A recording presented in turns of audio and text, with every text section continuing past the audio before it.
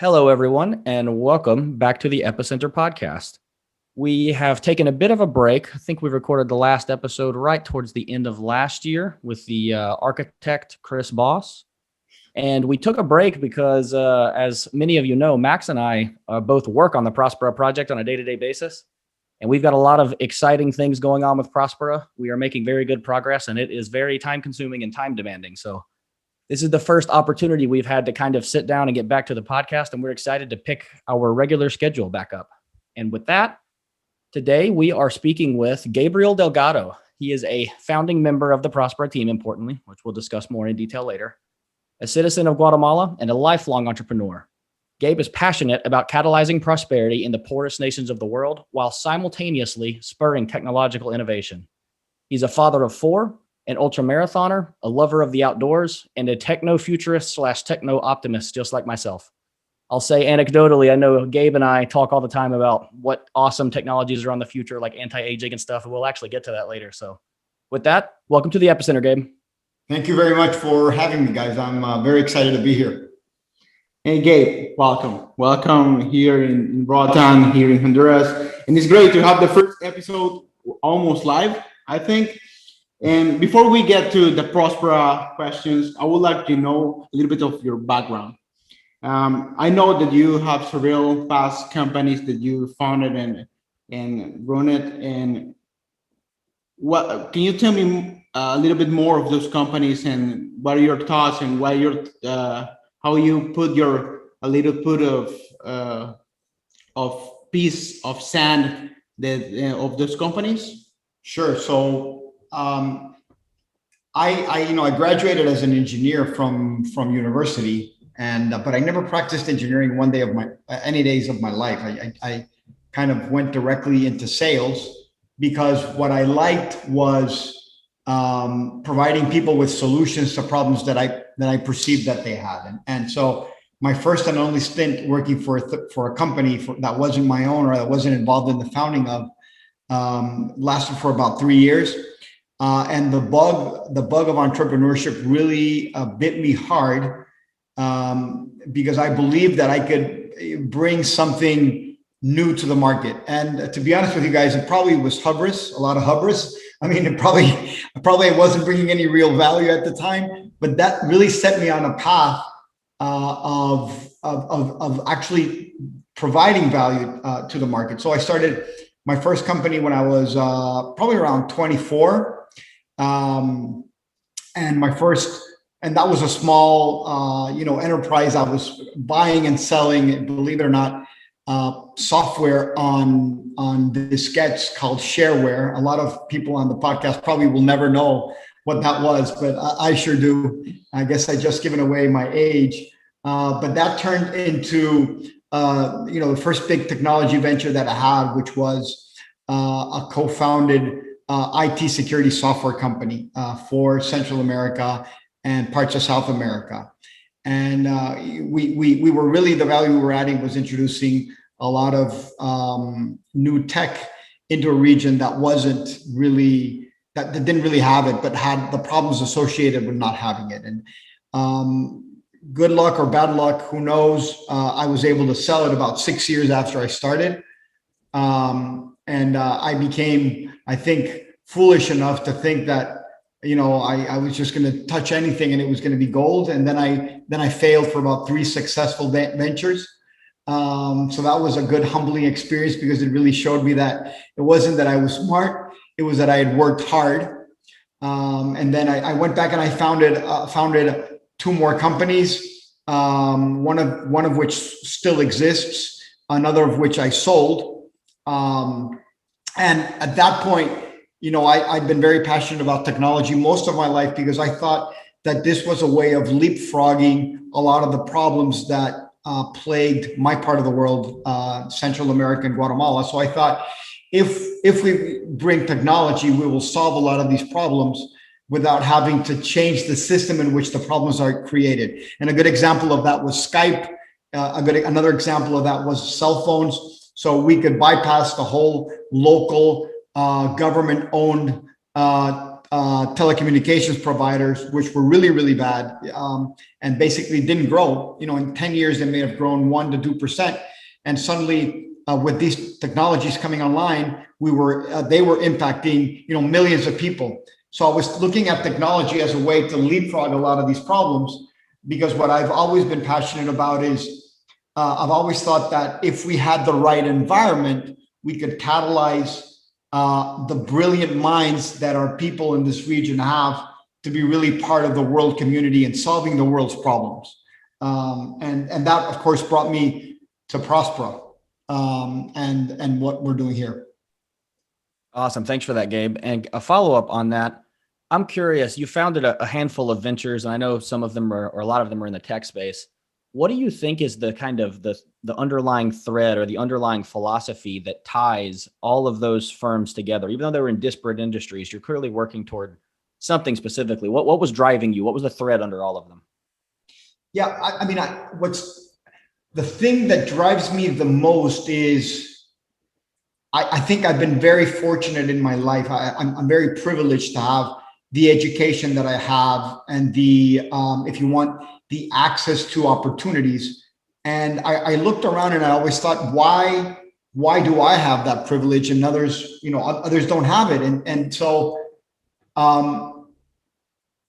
the driving factor, if I look deeply enough beyond the product itself, the driving factor to me was always, let's get opportunities to more people. Let's get opportunities to more people. And, I'm actually super proud that a lot of the people that were my first hires are now entrepreneurs in their own right. They've done extremely well. They've provided a lot of opportunities for others. And it's interesting because what I'm proud of is not the fact that I sold the company. I'm proud of the fact that I can look at this guy who is now my friend, who was my first employee, and he's now an entrepreneur and he's kicking ass, And I'm thinking, well, this guy now he knows what it is to be somebody that perhaps wouldn't be able to be on this path, who is now on this path, and now he can be a multiplier as well. So I think the underlying factor is, how do I become a multiplier? And always do it ethically, because you can do this unethically too. So I think that's what it is to me. And I'll tell you something, if we can create a ton of value in Prospera, and I mean a ton, if we can look anything like Dubai in a few years, what that will mean for the prosperity and opportunities and the cascading effect that this will have in this region is just unimaginable. And that really drives me. I completely agree. And we'll get to more details on Prospera here in just a little bit. But as kind of a segue in that direction, I'd love to hear more about, Gabe, kind of the intersection between governance institutions and entrepreneurship in Central America. So specifically, as an entrepreneur who has founded several ventures, what were the highest friction points or the aspects of governance in Central America that made it particularly hard for you that might not have been the same, say, if I were an entrepreneur in the US?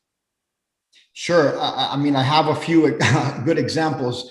The most amazing thing to me was one day, probably about 7 years into my third venture, I get a call from the tax officials, and they said, you are now a what would you call it, a special you're now a special taxpayer. And I thought, okay, so what does that mean? Am I special because I'm now paying enough taxes to be considered worthy of being permanently supervised? And that was exactly what it meant. What was the term in Espanol? In Espanol was contribuyente. I think it was contribuyente especial. So what did that mean for you? How did that impact you? Yeah, so I thought, well, at first, I read the note. I was like, wow, I feel pretty proud of myself. I'm now special. And what special meant was that I got to have an auditor almost permanently supervising my books. And it really annoyed me because, one thing that I've prided myself in is doing things correctly, doing things ethically. Even if I don't agree with the law, I'm going to comply with the law, because I think that the struggle of going the long route and getting things changed rather than trying to skip through unethical means is more destructive than actually complying with the law. So here I was being treated in a special way, and what it meant that now I had to turn my financial team to basically provide information to these guys who were basically permanently looking for ways that we had slipped up. Why? So they could get, multas. Multas is like just fees that they were just trying to bill us for fees that we'd slipped up. And that was super, super annoying. And especially because I was trying to do things the right way. And I just thought, look, if people are crooks, they should be persecuted by the law. But if people aren't crooks, then they should be left alone to do things in the best way possible. And that became one of the driving forces. And I saw it also, in simple things such as permitting for buildings. I'm not involved in construction, but I have a lot of friends that are, and they would tell me, "Oh man, my permit to get my building up, I've been at it for a year and a half. A year and a half. Why? Is there any reason? No, it's just bureaucracy, or people taking time, or maybe somebody shuffling papers and putting it at the bottom of the pile." So it's interesting because I think government is a key service to the generation of prosperity.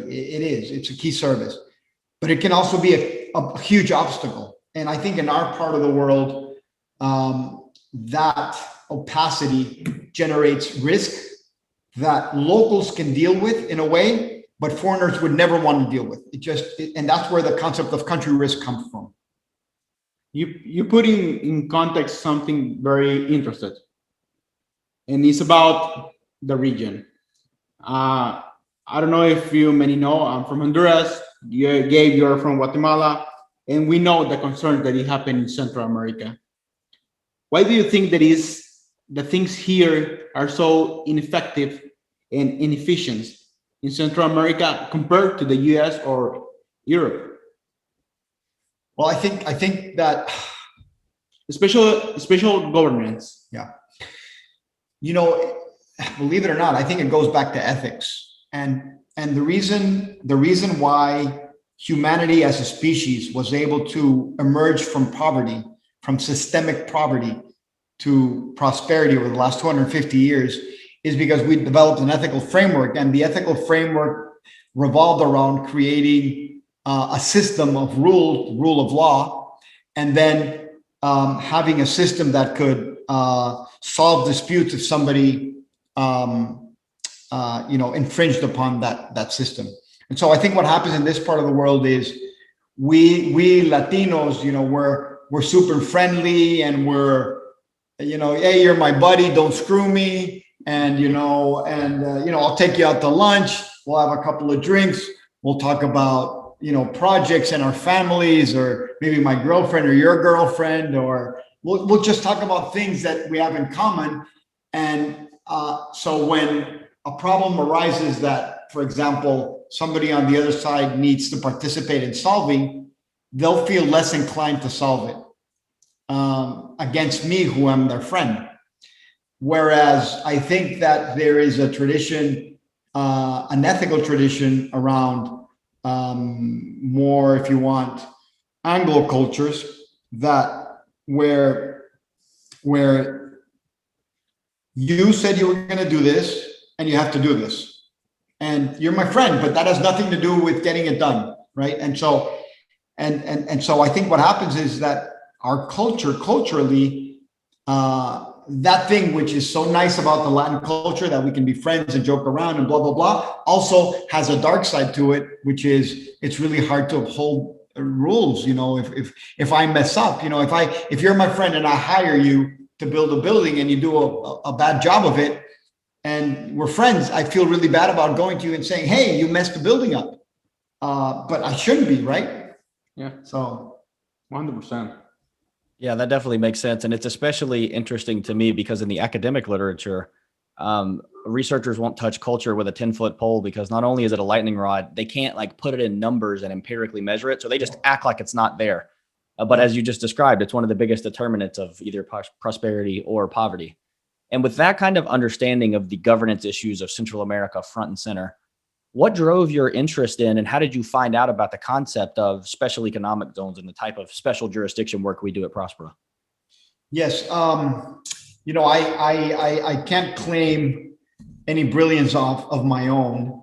My grandfather founded a university in Guatemala, and I think he was a brilliant thinker. I was just his grandson. And so I learned a lot about him, and I participated with him a little bit in trying to bring about systemic change in Guatemala through changes to the Constitution. And basically what we really wanted to do was de-risk the country. And, we basically de-risk the country by having a strong system of a strong judicial that can, adjudicate court cases. And we failed massively. And then I read Machiavelli and I realized that when you try to change a system in which everybody is involved, nobody really wants you to change it because one way or another, they're living off of it. So I was quite discouraged by that failure. And that was around 2007. And before that, I participated in different forums. I wanted to participate, I wanted to support political parties to get people that I thought were good into power, and that failed. So I participated in a lot of initiatives that failed. And in about 2009, the president, who is now deceased of UFM, a gentleman called Giancarlo Ibargüen, told me about the possibility of creating jurisdictions within countries that basically allowed for one country, two different types of systems as a way to import best of class or best regulatory systems. That's not the word I'm looking for, but just things that worked, things that worked in other countries that you could import into a small space. And if it worked in that space, then you can export it to the rest of the country. And I thought, wow, this has got to be the most brilliant idea, especially because I saw it as a way that I could combine two of my passions, which was the ability to reform so that people could be entrepreneurs and solve problems. So it was reform to allow entrepreneurship. And I love both. I love entrepreneurship. Entrepreneurship is one of the things that drives me the most, helping others become successful through solving third parties' problems. So that's how I became involved, and I've been involved since 2009.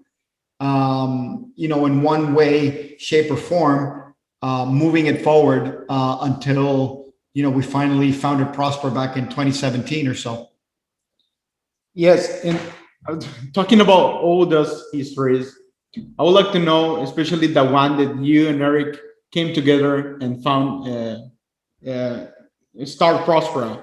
And if you don't know anything about who is Eric, I recommend you to go to the first episode of the Epicenter Podcast, and you'll find the history of the CEO of the company, Entre, Prospera. And we have here the co-founder of. I would love to know your perspective of the other side of Prospera. Yeah. Well, for those of you who have known Eric personally, and those of you who have known Eric through the podcast, he's a very interesting and driven person. And so I met Eric because at the time, I think in and around 2014, what Eric had founded was a company that was looking to build a portfolio of these types of jurisdictions around the world. And his idea was, we need to strengthen the ecosystem of jurisdictions around the world because they will become the showcase that allows other countries to then reform for prosperity. And we, at that time, another group that I was involved with, we had a project that was ongoing, and we were a potential target of investment for Eric and his group. So, Eric and I started talking, and we had a very long phone call. And then we had a follow-up, and then Eric came down to Honduras and Roatan, and he met with a bunch of people. But I think the bottom line is that we hit it off because we had the same values and the same principles and the same perspective, and even some of the same background in terms of our frustration with wanting to get things done in this part of the world. So it was Eric's merit that he turned around and said, look, rather than me invest in your company, given where the ecosystem is, that it's so young, there's not a lot of real opportunities. I think what really needs to happen is for one of these things to be massively successful. So why don't you and I join forces and create a new company that's going to get this done? And that's the genesis of Prospera. And I remember we were sitting around I was negotiating the property we're now in Austin. And we were sitting around after dinner, and Eric, I think it was 12:30, and he was still going strong, and I was basically falling asleep on the spot. And he kept going and going and going, and I was like, dude, I'm so tired, I can't think anymore. But in the end, we woke up the next morning and we hammered away a bit of a napkin-based deal and started, and it's been a great experience. Awesome. I love hearing that story, even though I've heard it 100 times. It gets me excited every time. Well, related to that, Gabe, you kind of alluded to a little bit there, and we beat around the bush a little bit. I have a two-part question. First, in your own words, what exactly is Prospera? What is it we're doing?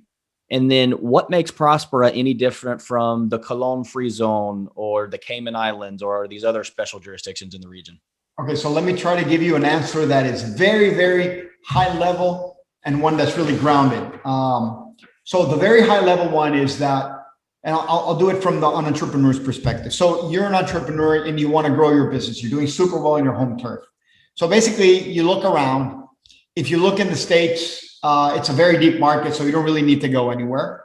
But maybe you're a global company and you're looking to expand, or maybe you're looking to outsource your production facilities, or you're looking to outsource some of the services you provide, or whatever. Or you're a company in the region in Central America or in Mexico, and you're looking to expand. So you raise your head and you say, where am I going to go next?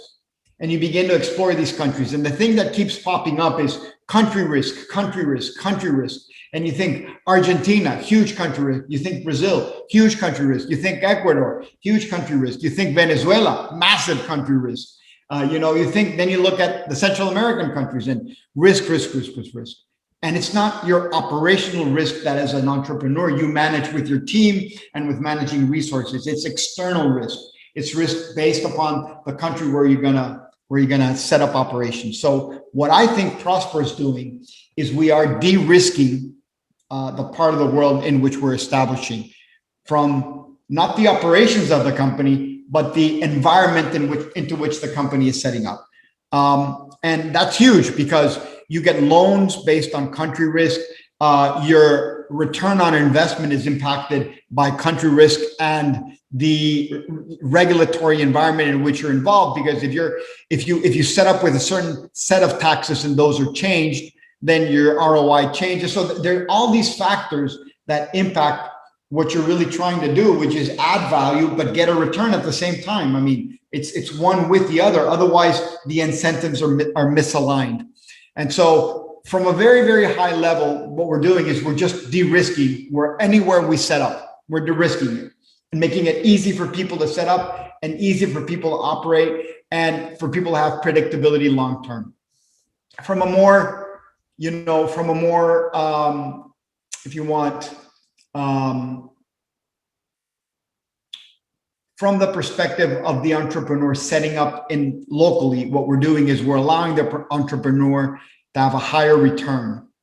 And we're allowing the entrepreneur to have a higher return because our operations and our incentive structure and the way we are set up for our own survival requires us to be very, very efficient in the provision of services. Meaning that for the services rendered, for the governance services rendered, we can provide those at a much lower cost. So at the end of the day, what that means is after I've run through my sales, my cost of sales, my general and administrative costs, what I get at the end my EBITDA, I have to subtract less of cost of government. And so I get to keep more. And what that does, so let me get down to the real punch of that. What that does is allows me to grow. And if I can grow, I can hire more people, right? And where am I going to make the investment? Where it's easier for me to do that. So I can hire more people. And then those people are going to see what I'm doing and they're going to want to copy me. And maybe they're going to think, well, this guy isn't solving that problem, so I'll go do my own company. And you begin to get this super powerful virtuous circle happening of people wanting to come here to create opportunity and add value rather than wanting to leave to find opportunity and create value elsewhere, which is basically what's happening at a rate of about 100,000 people a year just in the Northern Triangle of Central America. 100%. And I think that you said interested word, and is create value and bring opportunity. I think that is the governments, especially here in Central America, are lack of effective. They're very inefficient. And how do you think that Prospera solve, or what is the cherry of the cake of Prospera that is trying to solve those issues that you find in Central America governments? Well, I think the underlying problem I think we have, not just in the region, but definitely in the region, is that the governments, I mean, you can have the most well-intentioned person arrive at a position of power in government, be it president, and they just can't get much done because politics is a zero-sum game, meaning that if I create a project and it's positive, my opponent can't say it's positive because that means he won't get elected, right? And so if there's a good idea out there, even if it's a great idea, the only way my opposition will support it if it's a life and death matter. So at the time the Zeres were created, Honduras was in a life or death struggle to survive. And so the whole country got together, politicians got together and pushed it forward. But the problem is that in most cases, that's not what's happening. What's happening is I need to get elected. I want my quota of power because that's why I exist. That's what motivates me. And then if you have a great idea, I have to go against it.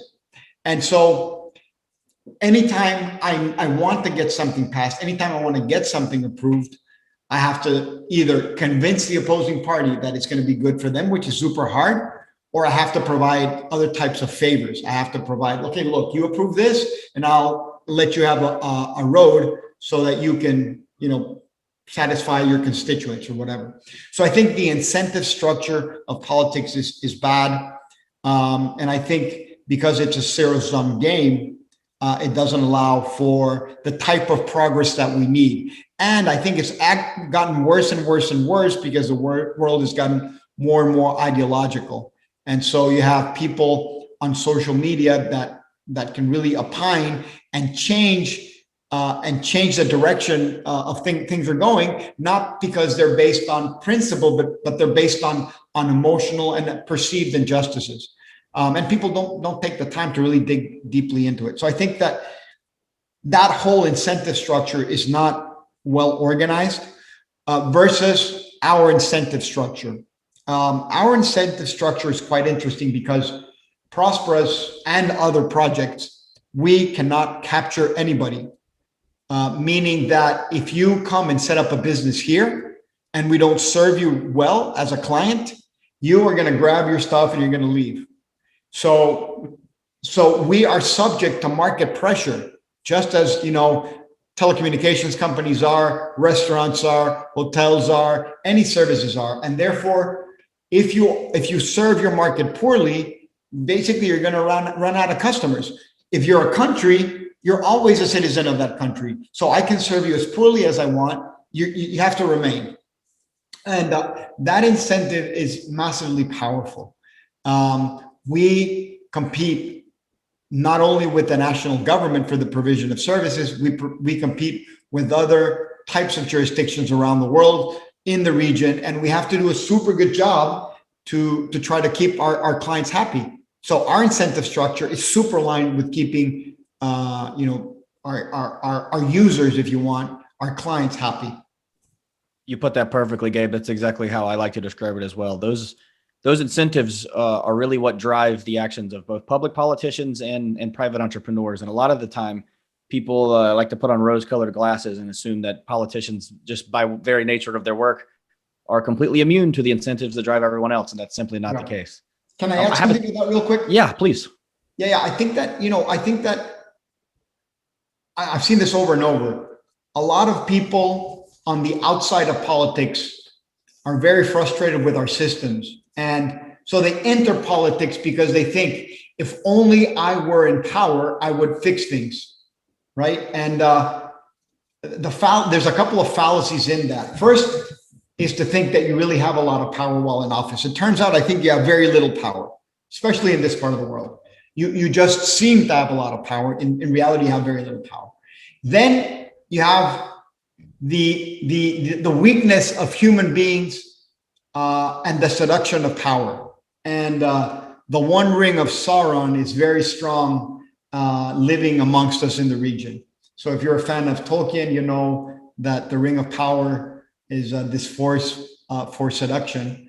And so I think it's very strong. And once you have power, it's hard to relinquish. And especially in politics, where most people don't challenge you, but support even your craziest ideas. I think it's a system that not only whose incentives are poorly aligned, but it's a system that it's very hard to resist. I mean, I don't think I could resist it. Very few people could resist it, to go in there and have all of that power, all of that adulation going on. I think you would eventually succumb.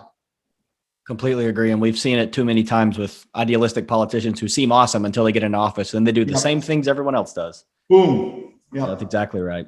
So I've got two questions for you, Gabe. The first one, to return to a little bit of my earlier question, but to ask it a little different way. Let's say I'm an entrepreneur in the region. Why in the world should I come to Prospera instead of, say, go to Grand Cayman, where they already have a light regulatory touch? They have a low kind of competitive tax rate, already operating on UK common law. Or why shouldn't I go to the Cologne free zone, where I can get I can export and import and move the logistics of my goods with little to no interference, low regulatory overhead, low taxes? Why should I come to Prospera instead? Well, I mean, I think the beauty of this is you have options to start with. So you can go to any one of those places, and maybe some of those places will serve you better. I think the biggest reason to come to Prospera, or not the biggest, there's a couple of really nice ones. I mean, I think we're just as competitive from a tax perspective. We're definitely just as competitive from a regulatory perspective. I think that one of the biggest differences of Prospera and all the other jurisdictions, including other free zones around the world and in the region, is our incentive structure, which we just alluded to a little while ago. So most other jurisdictions there's an expiration date to them, meaning you might have a free zone that gives you 5 years, 10 years of no income tax, but after 10 years, you're going to have to jump some hoops to get back into the game of zero taxation. Or, after 10 years, you don't know if they're going to renew the license of the free zone. Or after 10 years, they may say, yes, we're going to continue with a free zone, but now we're going to raise your minimum wage. And so what we provide, I think that's very unique, is the ability to have what we call a stability agreement contract, which basically allows you to know for a predetermined period of time what the conditions of your setting up in the regions are going to be. So what we provide you is predictability. And most entrepreneurs don't have predictability and want predictability, especially on the governmental side. And so I think that is, I mean, at the end of the day, what we want as entrepreneurs is to know what the rules are so we can follow the rules. And then after we follow the rules, to be left alone to innovate and create value. That's what we want. And I think we're particularly good at that. We're still young and very young. I mean, we're newly born if you think of it in terms of regions. But we have the makings of really the best jurisdiction in the world. And so you can have the perspective as an entrepreneur, I'm going to wait till they're ready to go there and do something. And some entrepreneurs will be like that. And others will be like, wow, they're just starting up. This is the best time to come, because now I can start with them to create the value that I want to see in the world. And especially if they perceive Prospera as what it is, which is a platform on top of which entrepreneurs and investors and people in general who want to live and have better opportunities can come and set up. So I think that we provide a very, very, very unique ecosystem that's different probably from most everything out there in the world, to allow for entrepreneurs to set up. And now the onus is on us to really get the word out and to get people excited so they will come. But what our experience so far is once people begin to grasp the power of what we're doing, you know, they go from, wow, that's amazing, to, okay, how am I going to make this work for me? That's exactly right. And speaking of that, kind of bringing other firms in and making it work for them. I know, as I mentioned earlier in the introduction, you're also kind of a technological optimist like me and love kind of those bleeding edge of human progress. Yeah. So let's put on our future facing glasses and our wishful glasses really quickly, Gabe. What do you think is the one industry or firm or technology that has the highest likelihood to change the course of human history and would most benefit from setting up in Prospera tomorrow? Just one? Because I can think of a bunch. Do a couple of them. All right. So I think that one of the thing that if you look at the world historically, what has happened is that we have a dominating civilization. It goes up, it dominates, and then there's a crash, right? You look at Greece, and you look at Rome, you look at the Persians, you look at the French, you look at the English. So there's always this up and down, up and down, up and down. And the problem is human nature and this desire to know, to use power to do what you think is right. And you end up getting into power. And it turns out that, all of your good intentions, you weren't able to do it. So I think one of the biggest, most powerful innovations that has the opportunity to change the world is the decentralization of power through blockchain technologies. So you think of organizations that can set up contracts where you don't need anybody to adjudicate them, but they adjudicate automatically. You think of systems where you can program, for example, a contract where I rent an apartment, and if I don't make the deposit within 5 days, it locks my door automatically. You think of chat systems, kind of like what we use, WhatsApp or whatever, that are decentralized and on the blockchain, meaning nobody can impede free speech. And that, of course, the applications of that can be good or bad, but free speech in and of itself is one of the principles on which our civilization is built. There's the impact of, there's a bunch of impacts, some of them which are hard to fathom, but the ability to take power out of individuals' hands and distribute them in a way where you don't need trust anymore to have these things happen is so powerful. And I think it's something that really can withstand any downturn in civilization. So that's a huge one, and I'm a very big advocate and very excited that is happening in my lifetime.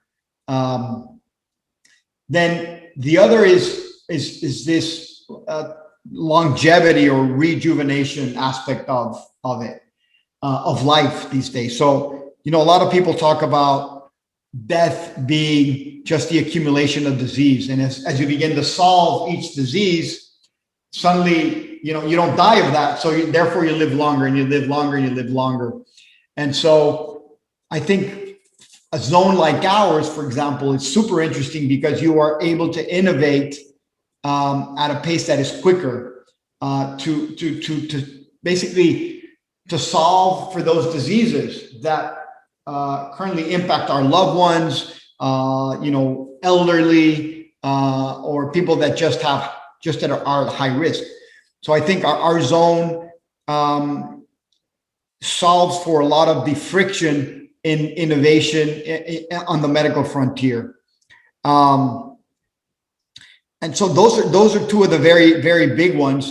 But I think that, any technology that benefits from a regulatory environment that allows for innovation and stresses responsibility of those innovating can benefit from us. For example, I think that were self-driving cars starting now, the ideal place to come and test self-driving cars would be here. Because we have that type of environment. So all these things that are going to benefit humanity can be done out of Prospera. I mean, I can go on, but I'll leave it at that. Gabe, let's go to the physical part of Prospera. Now we are in the beta building. What it means beta building, and what do you think is so important, this building in particular? Well, this building really represents the manifestation in physical form of a hypothesis of what was possible through the ZEDES. So when we put together the regulatory environment in which we needed to operate, bound by the outlines of the law that allows for these jurisdictions to exist, we hypothesized that we would be able to build buildings, to have people use our system to set up companies, etc. So the beta building represents the first building to be built wholly using Prospera's regulatory environment, Prospera's permitting, Prospera's labor law, Prospera's environmental law, et cetera, and using local entrepreneurs and using local materials and using local labor. So it was a bit of using our system while at the same time sourcing from the local population, all of those resources that we needed to make it happen. And having finished the beta building is the manifestation that this can be done. It's what we call in English a proof of concept. It proves that what we're doing can be done at scale, not just in a little tiny building, which we did. I mean, it's tiny compared to a bunch of standards, but to me, it's a towering achievement. It's like that small step for mankind and that huge leap for man and that huge leap for mankind. That is what I feel the beta building represents, and not just for us, but for people on the island looking for more opportunity, or people on the mainland looking for more opportunity, because to them, this platform existing here means that they potentially don't have to leave to look for opportunity elsewhere. Awesome. I love it, Gabe. And we've just got, we're almost running out of time here. So we've only got two more questions for you. I've got one, and then Max, I'm going to let you ask him the final billboard question that we ask everyone. So Gabe, speaking of a leap for humankind, let's imagine for a second that it's 30 years from now, and you're even older than you already are. Let's hope you make it that long. Hope to be around. Yeah, exactly. At that time, what does Prospera look like, and how has it impacted Central America? 30 years, right? Well, first of all, I think that here's the scenario I see. Prospera is set up to be a multiplier.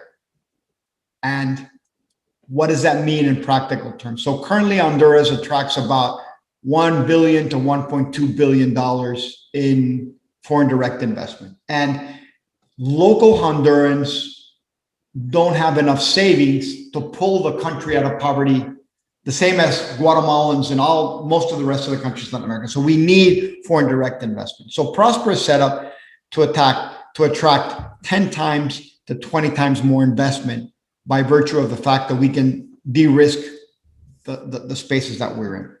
So I think what will happen in the current location of Prospera, which we call St. John's Bay, is that we're going to have a thriving 40,000, 50,000 strong community.